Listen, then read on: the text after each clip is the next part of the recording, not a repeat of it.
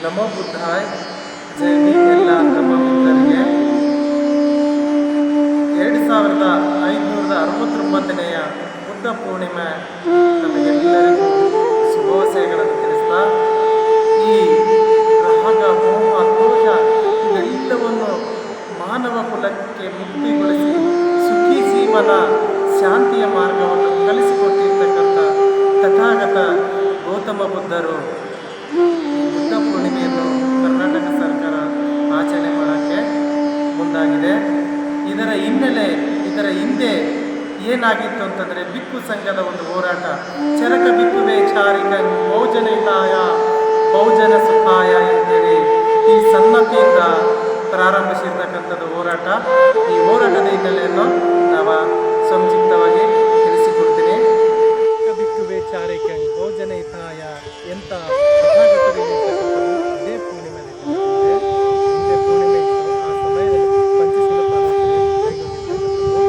ಈಗೇನು ಸರ್ಕಾರ ಬುದ್ಧ ಪೂರ್ಣಿಮೆಯನ್ನು ಆಚರಣೆ ಮಾಡಲು ಇದು ಸಾಮಾನ್ಯವಾಗಿ ಓಡಿಸಿಲ್ಲ. ಇದರಿಂದ ಒಂದು ದೊಡ್ಡ ಹೋರಾಟನೇ ಮಾಡಲೇಬೇಕಾಯಿತು. ಆ ಪೂರ್ಣಿಮೆ ದಿನದಂದೇ ಬಿಕ್ಕು ಸಂಘ ಒಂದು ಸಂಕಲ್ಪವನ್ನೇ ಮಾಡಿತು. ಏನಪ್ಪ ಸಂಕಲ್ಪ ಅಂತಂದರೆ, ಎಲ್ಲ ಜನರ ಕಲ್ಯಾಣಕ್ಕಾಗಿ, ಎಲ್ಲ ಮನುಕುಲ ಕಲ್ಯಾಣಕ್ಕಾಗಿ ಶಾಂತಿಯ ಒಂದು ಪಾದಯಾತ್ರೆಯನ್ನು ಕೈಗೊಂಡಿತು. ಆ ಪಾದಯಾತ್ರೆಯಲ್ಲಿ ಸಂಪೂರ್ಣ ಅಭಿವೃದ್ಧಿ ಆಗಬೇಕು ಮತ್ತು ಅಭಿವೃದ್ಧಿ ನಿಗಮ ಬುದ್ಧ ಅಭಿವೃದ್ಧಿ ನಿಗಮ ಆಗಬೇಕು ಮತ್ತು ಅದರ ಜೊತೆಯಲ್ಲಿ ಬುದ್ಧ ಪೂರ್ಣಿಮೆಯನ್ನು ಆಚರಣೆ ಮಾಡಬೇಕಂತೇಳಿ ದೊಡ್ಡ ಒಂದು 900 ಕಿಲೋಮೀಟರ್ವರೆಗೂ ಒಂದು ಮಾರ್ಗ ಹಾಕಿಕೊಂಡು ಪಾದಯಾತ್ರೆಯನ್ನು ಈ ಸ್ಥಳದಿಂದ ಕೈಗೊಂಡಿತು. ಈ ಸಂಪೂರ್ಣ ಇದರ ಒಂದು ಜವಾಬ್ದಾರಿಯನ್ನು ಹೊತ್ಕೊಂಡು ಹೋಗಿರ್ತಕ್ಕಂಥದ್ದು ಪೂಜ್ಯ ಬೋಧಿದತ್ತ ಅವರಿಗೆ. ಅವರ ಹಿಂದೆ ಅವರು ಎಲ್ಲ ಥರ ಉದರ ಶಿಕ್ಷೆ ಆಗಿತ್ತು, ಕಣ್ಣಿನ ಚಿಕಿತ್ಸೆ ಆಗಿತ್ತು ಮತ್ತು ಮೊಳಕಾಲು ಕೂಡ ಅವರ ಚಿಕಿತ್ಸೆಯನ್ನು ಪಡೆದುಕೊಂಡಿದ್ದರು. ಅದಲ್ಲದೆ ಅವರಿಗೆ ಡಯಾಬಿಟಿಸ್ ಕೂಡ ಅವರ ದೇಹದಲ್ಲಿ ಇತ್ತು. ಅದನ್ನು ಅವರು ಯಾವುದೇ ಥರ ನನಗೆ ರೋಗ ಇದೆ ಅಂತ ಭಾವಿಸದೆ ಆರೋಗ್ಯಕರ ಜೀವನ ವ್ಯಕ್ತಿ ಅಂತ ತಿಳಿದರು. ಇಲ್ಲ ಪ್ರಾರಂಭ ಆಗಿರ್ತಕ್ಕಂಥ ಪಾದಯಾತ್ರೆಯಲ್ಲಿ ಉದ್ದಗಲಕ್ಕೂ ಮುಳ್ಳು, ಕಲ್ಲು, ಗಾಜು, ಯಾಕಂದರೆ ಬರೆಗಾಲಿಯಲ್ಲೇ ನಡೆಯೋರವರು ಎಲ್ಲನೂ ಕೂಡ ಲೆಕ್ಕಿಸಿದೆ. ಅವರಿಗೆ ಗಾಜೊಂದು ಚುಚ್ಚಿದ್ರು ಕೂಡ ಅವುಗಳನ್ನು ಯಾವುದೇ ಥರ ಒಂದು ನಾನು ಎದೆಗುಂದದೆ ಸಂಪೂರ್ಣವಾಗಿ 900 ಕಿಲೋಮೀಟರ್ ಸಾಗಿದ ನಂತರ ನಮ್ಮ ಕರ್ನಾಟಕ ಸರ್ಕಾರ ಮಣಿಯದೇ ಆಯಿತು.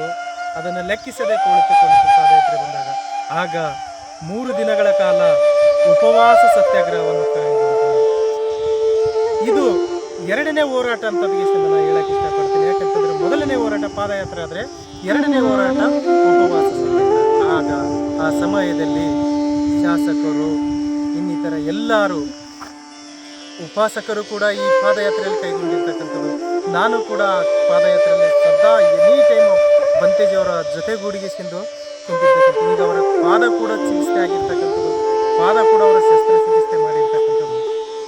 ಆವಾಗ ಸರ್ಕಾರವನ್ನು ಮಣಿದು ಈ ಪೂರ್ಣಿಮೆಯ ಒಂದು ಆಚರಣೆಯನ್ನು ಕೈಗೊಂಡಿರ್ತಕ್ಕಂಥದ್ದು ಮತ್ತು ಬೌದ್ಧರ ಅಕಾಡೆಮಿ ಪ್ರಾಧಿಕಾರದ ಬದಲಾಗಿ ಅಕಾಡೆಮಿಯನ್ನು ಕೈಗೊಂಡಿರ್ತಕ್ಕಂಥದ್ದು, ನಿಗಮದ ಬದಲಾಗಿ ಅಕಾಡೆಮಿ ಕೈಗೊಂಡಿರ್ತಕ್ಕಂಥದ್ದು, ಸನ್ನತಿ ಅಭಿವೃದ್ಧಿ ಪ್ರಾಧಿಕಾರವನ್ನು ಕೈಗೊಂಡಿರ್ತಕ್ಕಂಥದ್ದು.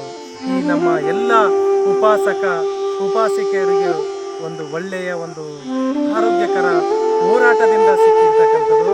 ನಾವು ಯಾವತ್ತೂ ಕರ್ನಾಟಕದ ಪ್ರತಿಯೊಬ್ಬ ವ್ಯಕ್ತಿ ಕೂಡ ನಾವು ಮರಿಬಾರ್ದು. ಯಾಕಂದರೆ ಬಾಬಾ ಸಾಹೇಬರು ಒಂದು ಮಾತನ್ನು ಹೇಳ್ತಾರೆ, ಇತಿಹಾಸವನ್ನು ಮರೆತವ ಇತಿಹಾಸವನ್ನು ಸೃಷ್ಟಿಸಲಾರರು ಅಂತೇಳಿ.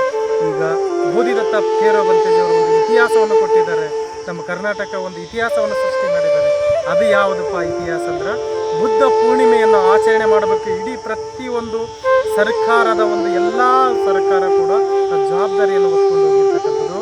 ಆದ್ದರಿಂದ ನಾವೆಲ್ಲ ಉಪಾಸಕರು ಕೂಡ ನಮ್ಮ ಮನೆಯಲ್ಲಿ ನಾವು ಬುದ್ಧ ಪೂರ್ಣಿಮೆಯನ್ನು ಆಚರಿಸೋಣ. ಪ್ರತಿಯೊಬ್ಬರು ಬುದ್ಧರು ಇಡೀ ಚರಾಚರ ಜೀವಿಗಳಿಗೆ ಒಂದು ಮೈತ್ರಿಯನ್ನು ಕೊಟ್ಟಿರ್ತಕ್ಕಂಥದ್ದು, ಚರಾಚರ ಬಿಕ್ಕುಗಳ ಶಾಂತಿಯನ್ನು ಬಯಸಿರ್ತಕ್ಕಂಥ ತಥಾಗತರನ್ನು ನಮ್ಮ ಮನೆಯಲ್ಲಿ ನಾವೆಲ್ಲರೂ ಹಬ್ಬವನ್ನು ಆಚರಿಸೋಣ ಅಂತ ಹೇಳ್ತಾ ಮತ್ತೊಮ್ಮೆ ತಮಗೆಲ್ಲ ಉಪಾಸಕರಿಗೆ ನಮೋ ಬುದ್ಧಾಯ